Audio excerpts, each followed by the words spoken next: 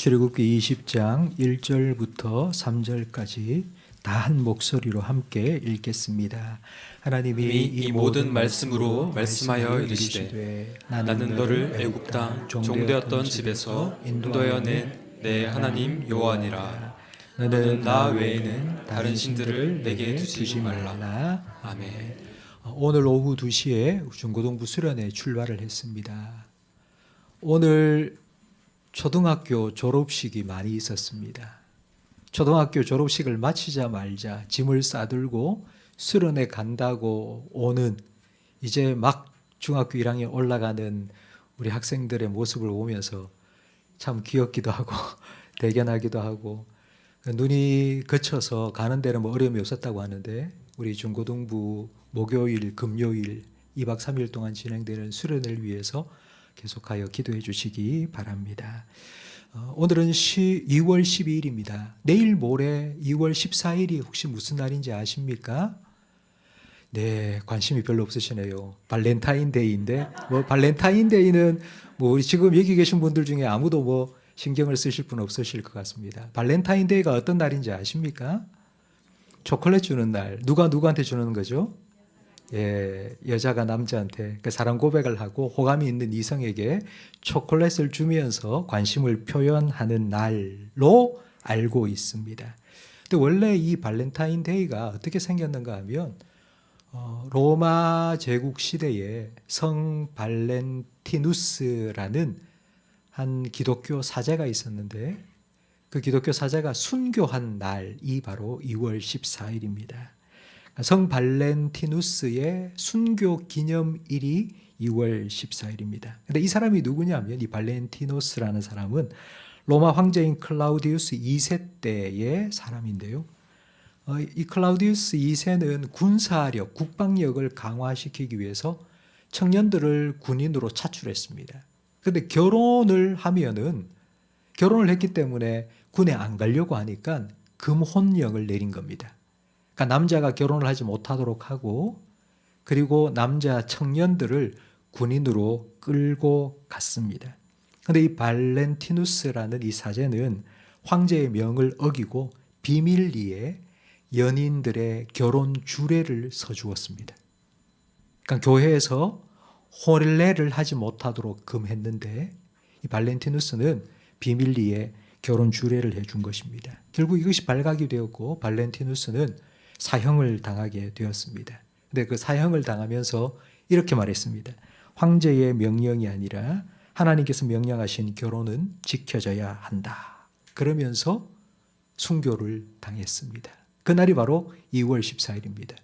그러니까 2월 14일이 이 발렌타인데이인데 이게 초콜릿 주고 하는 뭐 그런 정도가 아니고요. 사실 이게 결혼의 중요성, 결혼의 의미를 성경적으로 다시 회복해야 되는 날입니다. 이처럼 우리가 흔히 알고 있는 사실이 그 원래 의미와 사뭇 다른 것들이 참 많이 있습니다. 그 중에 하나가 바로 오늘부터 계속하여 살펴볼 십계명입니다. 미국은 1962년까지 공립학교에서 선생님이 수업을 시작하기 전에 성경을 읽고 기도하고 그렇게 공부를 시작했습니다. 그런데 1961년 존 F 케네디 대통령, 이분은 가톨릭 신자였습니다. 근데 이 사람이 대통령이 되고 1년 만인 1962년에 공립학교 교실에서 기도하지 못하고 성경 읽지 못하도록 법으로 정했습니다. 이 법을 발표하고 난 후 기자회견을 가졌는데 학교에서 왜 성경도 못 읽게 하고 기도도 못하게 합니까? 라고 하니까 존 F 케네디 대통령이 이렇게 대답했습니다. 기도는 집에서나 하고 교회에서 하면 됩니다. 학교에서는 하지 마십시오. 라고 대답을 했습니다. 62년부터 미국의 공립학교에 성경 읽기와 기도하기가 금지되었지만 그 후로 한 20년 가까이 1980년도까지는 학교 교실 앞에 십계명은 계속하여 붙여 놓았습니다. 그런데 1980년이 되면서 개인의 자유를 강조하기 시작했습니다. 십계명, 계명이라는 말은 명령이라는 뜻인데 영어로 하면 Ten Commandment, 그러니까 10가지의 계명이라는 뜻인데 뭔가 이 명령이라는 단어가 주는 억압감이 있으니까 학교에서 이제 막 자라나는 아이들 이런 억압시키면 안 된다. 그러면서 이거 지워라 라고 소송이 들기 시작했습니다. 그리고 사람들이 종교의 자유를 주장하면서 십계명은 기독교인들에게나 의미 있는 종교적인 내용이지 우리한테는 뭐 불교 믿고 이슬람 믿고 이런 우리한테는 아무 소용이 없는 거다. 그러니 공립학교에서 십계명을 없애라 이렇게 소송이 들어갔습니다. 결국 그 결과 1980년도부터 공립학교의 십계명이 다 철거가 되었습니다. 그 이후로 어떻게 되었을까요? 여러분 1970년대하고 1980년대하고 청소년 범죄율의 증가가 2배 이상 되었습니다. 학교에서 십계명을 딱 떼는 그 순간부터 청소년들의 마약 그리고 알코올 중독, 폭력과 성적인 타락이 급속적으로 증가했습니다. 사실 이런 법령이 통과되면서 이제 학교에서는 십계명 가르치지 말고 교회에서나 열심히 잘 가르쳐라. 이제 이런 의미가 된 건데요. 문제는 교회에서도 십계명을 점점 소외시키기 시작했습니다. 주기도문과 사도신경은 날마다 암송합니다. 그런데 십계명은 외우지 않습니다. 혹시 우리 성도님들 중에 내가 어릴 때에 우리 교회에서는 십계명을 외우라고 가르쳤다 하시는 분이 혹시 계십니까? 예, 고개를 끄덕이시는 분들이 여러 계시는데요. 그러면 지금은요? 지금은 교회에서 십계명을 암송하라고 가르칠까요? 안 가르칠까요? 혹시 지금 교회학교 교사로 계시는 분이 있으십니까? 아니면 어린 자녀를 두신 분 계십니까? 아니면 손자, 손녀가 교회를 다니시는 분들. 혹시 여러분의 손자, 손녀에게 십계명을 물으면 대답할 수 있을 것 같습니까?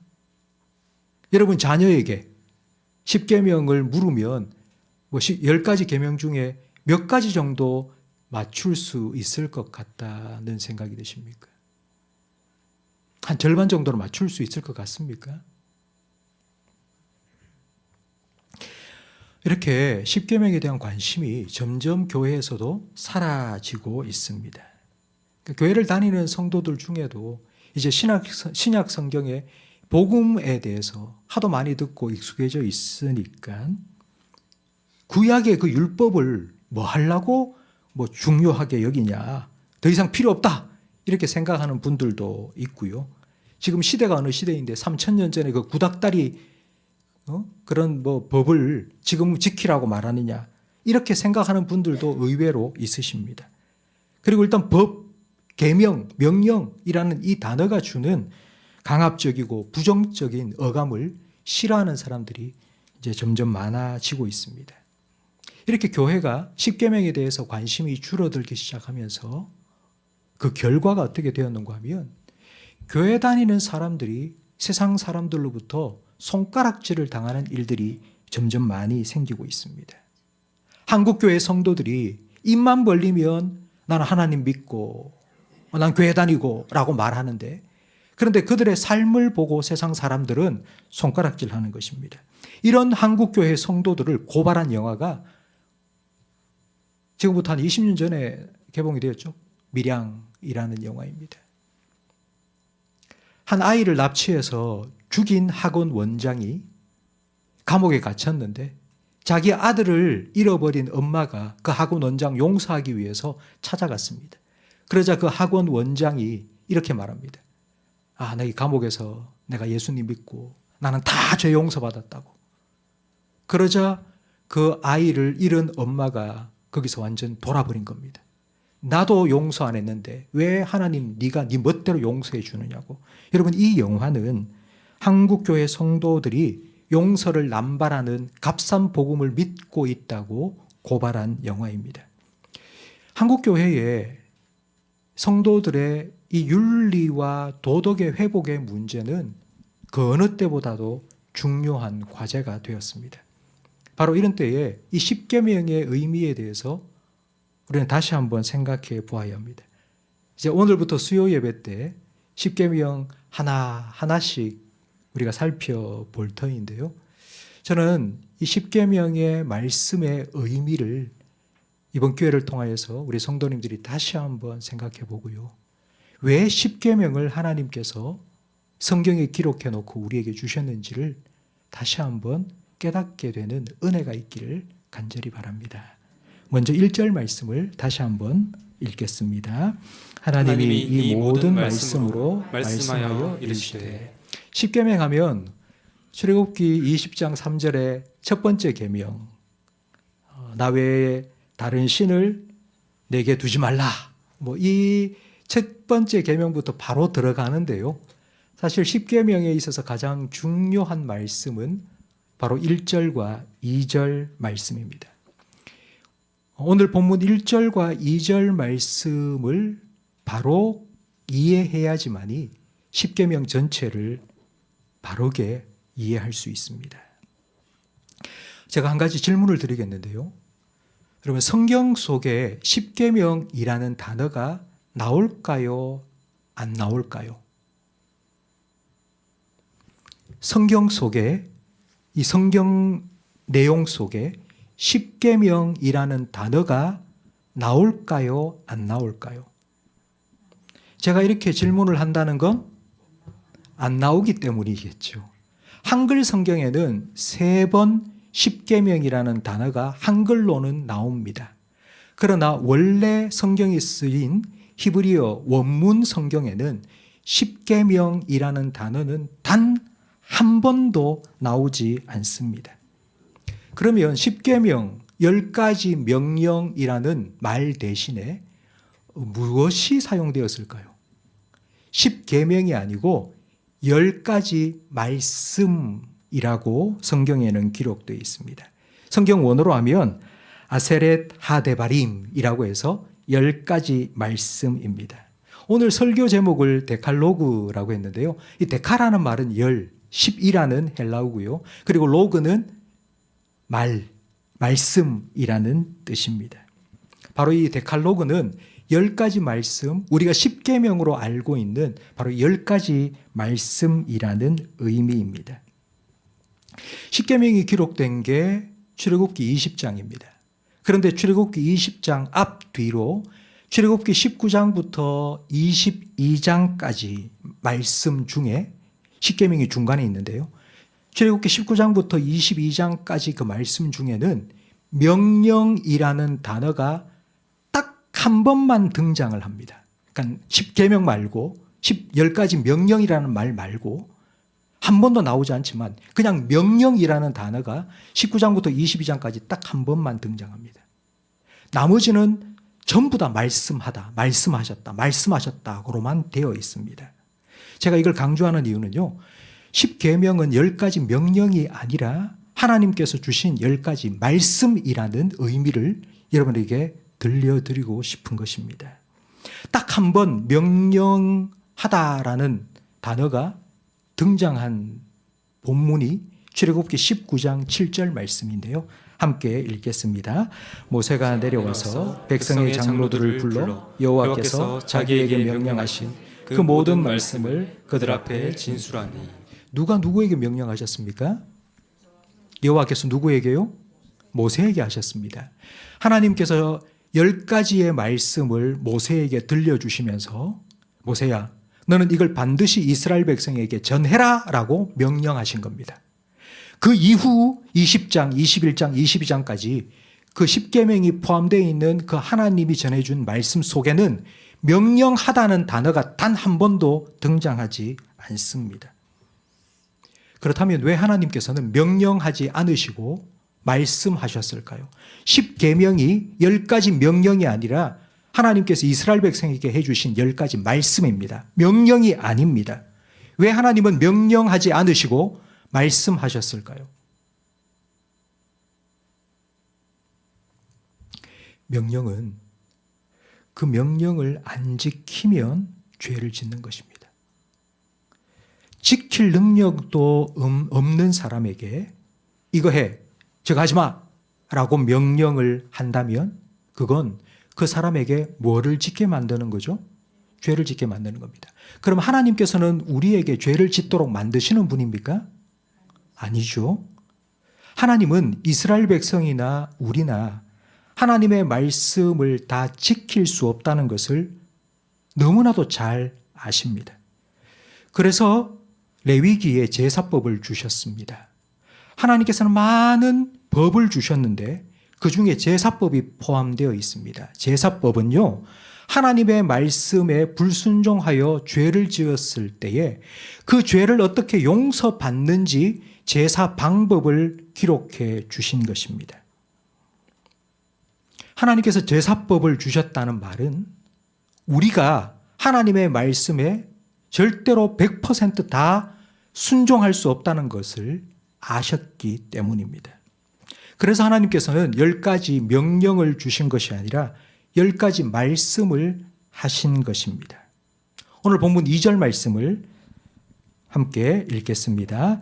나는 너를 애굽 땅 종되었던 집에서 인도하여 낸 내 하나님 여호와니라. 2절 말씀은 하나님의 자기 소개입니다. 하나님께서는 먼저 자신을 나는 여호와라고 소개하셨습니다. 여호와라는 말이 무슨 뜻일까요? 이 여호와, 출애굽기에서 여호와라는 이 이름은 아주 중요한 의미가 있습니다. 이 여호와라는 이름의 의미는 출애굽기 6장에 하나님께서 모세에게 해주신 말씀 속에 잘 나와 있는데요. 우리 출애굽기 6장 2절 말씀을 화면을 보면서 좀 길지만 함께 읽겠습니다. 하나님이 모세에게 말씀하여 이르시되 나는 여호와이라. 내가 아브라함과 이삭과 야곱에게 전능의 하나님으로 나타났으나 나의 이름을 여호와로는 그들에게 알리지 아니하였고 가나안 땅 곧 그들이 거류하는 땅을 그들에게 주기로 그들과 언약하였더니 이제 애굽 사람이 종으로 삼은 이스라엘 자손의 진흥 소리를 내가 듣고 나의 언약을 기억하노라. 너희를 내 백성으로 삼고 나는 너희의 하나님이 되리니 나는 애굽 사람의 무거운 짐 밑에서 너희를 빼낸 너희의 하나님 여호와인 줄 너희가 알지라. 하나님께서는 아브라함과 이삭과 야곱에게는 전능의 하나님으로 나타나셨지만 모세와 출애굽할 이스라엘 백성에게는 여호와 하나님으로 알려주셨습니다. 여호와라는 히브리어의 뜻은 스스로 있는 자라는 뜻입니다. 스스로 있는 자라는 말은 다른 그 무엇으로부터 영향을 받지 않는다는 뜻입니다. 우리는 다른 사람들로부터 영향을 받습니다. 우리는 계속하여 다른 무엇으로부터 영향을 받으며 살아가고 있습니다. 오늘처럼 아침에 눈이 많이 온 날, 학교에 가고 회사에 가고 할 때 지각할 수 있습니다. 우리는 외부의 변수에 영향을 받습니다.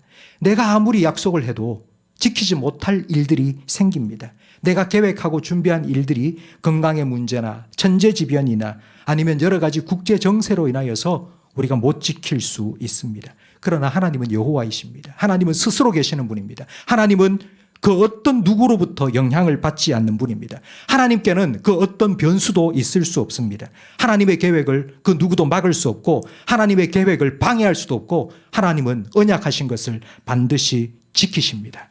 하나님께서는 이 여호와로 이스라엘 백성에게 출애굽할 이스라엘 백성에게 찾아와 주신 것입니다. 처음 이 약속을 해주신 대상은 아브라함과 이삭과 야곱입니다. 아브라함과 이삭과 야곱에게는 하나님께서 처음 가셔서 이렇게 내가 해줄 거다, 앞으로 해줄 거다 약속을 하실 때에 그 약속을 믿을 수 있도록 전능한 하나님으로 나타나신 겁니다. 지금 당장에 그 일이 일어난 게 아니고요. 400년 후에 그 약속을 지키실 건데 그 약속을 아브라함과 이삭과 야곱에게 해 주시면서는 그 약속을 믿을 수 있도록 전능하신 하나님으로 나타나 주셨습니다.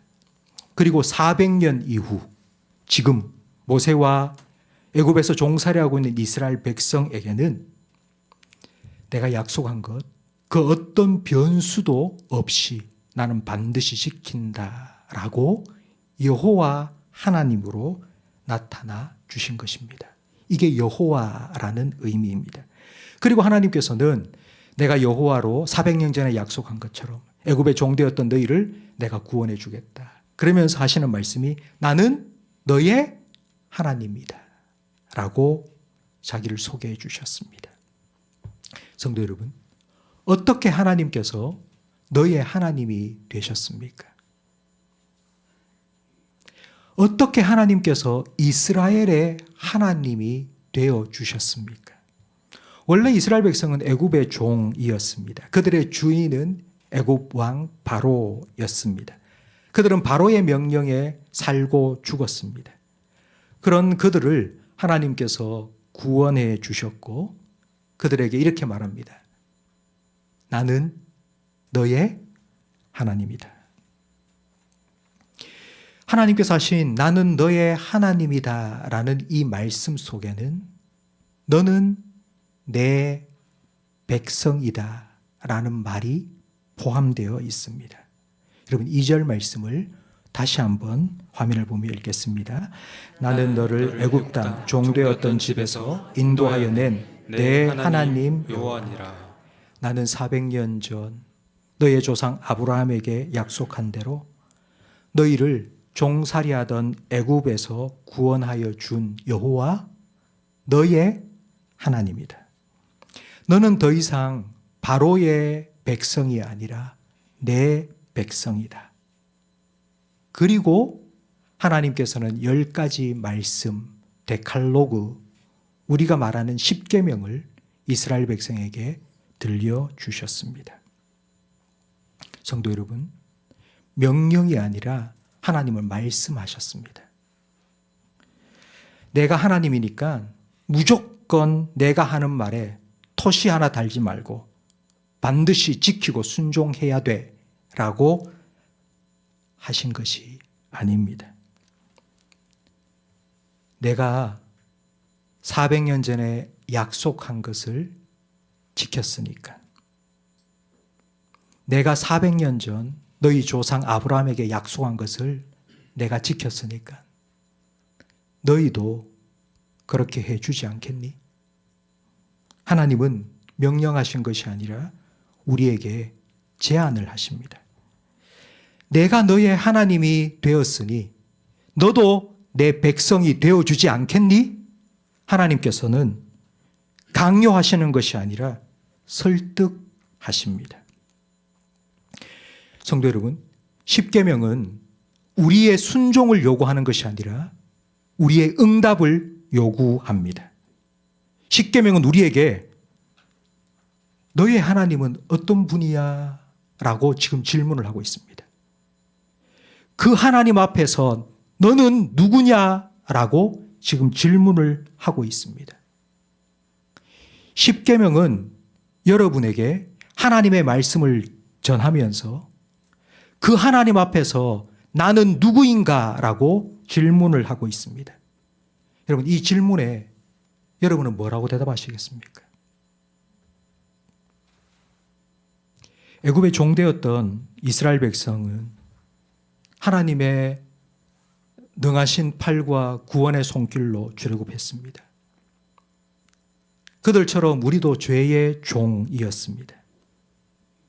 우리가 우리 스스로 그 죄의 굴레를 벗을 수가 없었기 때문에 하나님께서는 독생자 예수님을 보내주시고 십자가의 보혈의 능력으로 우리를 구원해 주셨습니다. 우리를 구원하신 하나님께서 우리에게 이렇게 말씀하십니다. 나는 여호와 너의 하나님이다. 그리고 우리에게 이렇게 질문하십니다. 그럼 너는 누구냐? 나는 너의 하나님인데 너는 나에게 누구냐? 라고 하나님께서 물으십니다. 여러분, 이 질문에 여러분은 뭐라고 대답하시겠습니까? 나는 하나님 백성입니다. 하나님은 나의 구원자이십니다. 하나님은 나의 주님이십니다. 나는 더 이상 바로의 종이 아닙니다. 내 주인은 바로가 아니라 하나님이십니다. 이렇게 응답하는 사람에게만 십계명은 의미가 있습니다. 다시 한 번 더 말씀드립니다. 나는 너의 하나님 여호와다. 그럼 너는 나에게 누구냐라고 하나님이 물으시는 이 질문에 나는 하나님의 백성입니다. 하나님은 나의 구원자, 나의 주님이십니다. 나는 더 이상 바로의 종이 아닙니다. 내 주인은 바로가 아니라 하나님이십니다. 라고 대답하는 사람에게만 십계명은 의미가 있습니다. 사실 십계명의 내용은 별로 특별한 의미가 아닙니다. 특별한 내용이 아닙니다. 여러분, 십계명보다 훨씬 앞에 있었던 함무라비 법전에도 십계명의 내용과 똑같은 내용들이 많이 나옵니다. 살인하지 마라, 도둑질하지 마라, 간음하지 마라, 부모 공경해라. 이런 법들이 함무라비 법전에도 다 들어 있습니다. 십계명의 내용이 특별한 내용이 아닙니다. 그런데 십계명이 특별한 이유는 내용 때문이 아니고 바로 하나님께서 자기가 구원해 주신 자기 백성에게 들려주신 말씀이기 때문에 특별한 것입니다. 구원받은 백성에게 이렇게 살아야지 내가 너를 건져주겠다가 아니고 하나님께서 우리를 구원해 주시고 구원해 주신 우리에게 하나님께서 내 백성답게 살기를 원한다고 주신 말씀이기 때문입니다. 십계명은 10가지 명령이 아니라 10가지 말씀입니다. 무조건 순종을 요구하는 것이 아니라 자발적인 응답을 요구합니다. 나는 너의 구원자, 너의 하나님이다 하신 하나님의 말씀 앞에서 우리는 응답해야 됩니다.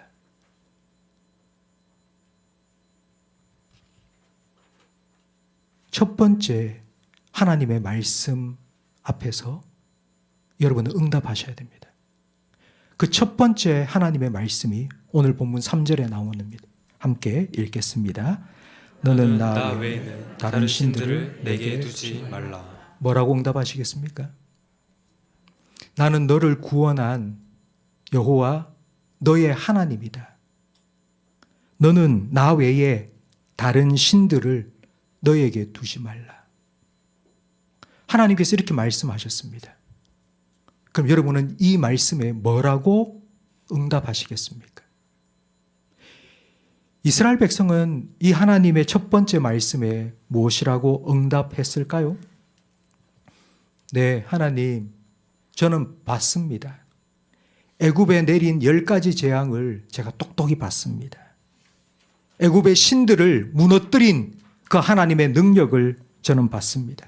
애굽의 신들은 참 신이 아닙니다. 뒤쫓아오는 바로와 그의 군대를 홍해에 가라앉힌 하나님의 능력도 봤습니다. 하나님께서 우리를 구원해 주셨습니다. 예, 하나님 외에는 다른 신들은 아무것도 아닙니다. 오직 하나님만 우리의 하나님이십니다. 라고 응답을 했겠죠. 그렇다면 여러분은 뭐라고 응답하시겠습니까? 나는 너의 구원자, 너의 하나님이다. 너는 나 외에 다른 신들을 네 앞에 두지 말라 라고 하나님이 이 첫 번째 말씀을 여러분에게 들려주실 때에 여러분 뭐라고 응답하시겠습니까? 네, 하나님, 저는 압니다. 다른 신들은 다 나를 믿고 나에게 복 받기 위해서 열심히 착한 일 많이 하고 열심히 도 닦고 힘쓰고 애쓰라고 말하지만 하나님께서는 친히 먼저 저에게 찾아와 주셨습니다. 다른 신들은 전부 다 자기에게 뭘 갖다 바치라고 섬기라고 말하지만 하나님께서는 나를 구원하시기 위해 자기 아들을 내어 주셨습니다. 내 죄를 대신해 십자가에 못 박혀 죽으신 예수님을 3일 만에 죽음에서 부활시켜 주셨고 죄와 죽음의 권세를 다 깨뜨리시고 나를 구원해 주신 하나님, 예, 하나님만이 나의 하나님이십니다. 이게 우리의 응답이 아닙니까? 성도 여러분, 저는 앞으로 10번의 시간을 수요 예배 때 걸쳐서 십계명을 하나하나 살펴보면서 저는 여러분이 십계명 말씀을 하나하나 들으면서 매일 주기도문을 외우고 사도신경을 암송하는 것처럼 저는 여러분이 십계명도 하나하나 깊이 생각해보고 묵상해 볼 수 있는 시간을 갖게 되기를 간절히 바랍니다. 응답해 보세요. 하나님께서 무조건 지키라고 다른 신 두지 마라. 하나님께서 이거 해라, 이거 하지 마라 한 그런 명령으로 이 십계명을 받지 마시고요. 하나님께서 우리를 이미 구원하여 주셔서 나의 하나님이 되어 주셨다면 그 하나님 앞에서 나는 하나님 앞에서 누구인지를 여러분 응답해 보시기 바랍니다. 저는 이 십계명이 여러분의 삶을 옥죄는 그런 율법이 아니라 하나님의 은혜에 더 감격하게 만드는 그런 하나님의 자유의 헌장, 사랑의 선포가 될 수 있기를 주님의 이름으로 축원합니다. 오늘 말씀을 생각하시면서 거룩